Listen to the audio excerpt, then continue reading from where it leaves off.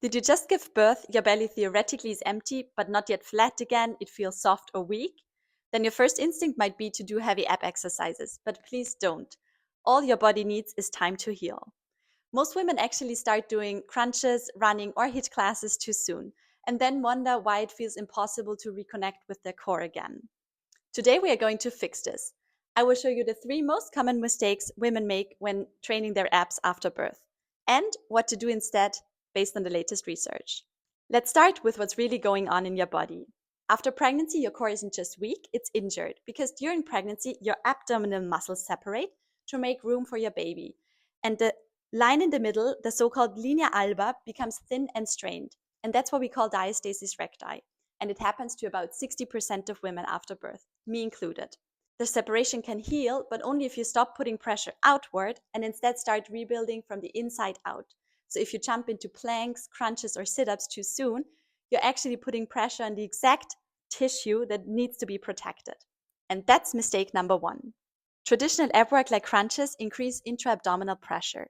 So if you do an exercise and you see a cone shape in the center during the movement, that's what's called doming. And it means your abs can't yet handle the pressure. If you don't regress the exercise, this can actually lead to prolonged ab separation.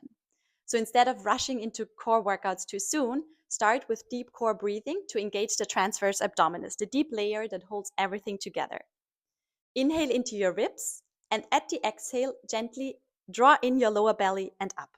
Your pelvic floor and your lower abs are one system. If you ignore one, the other one can't stabilize you properly. So this means if you train your abs without training your pelvic floor, it's basically like trying to build a house on a cracked foundation.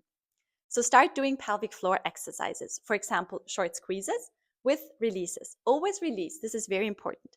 And then pair it with your breath. At the inhale, fully relax. At the exhale, gently engage your pelvic floor and your lower abs.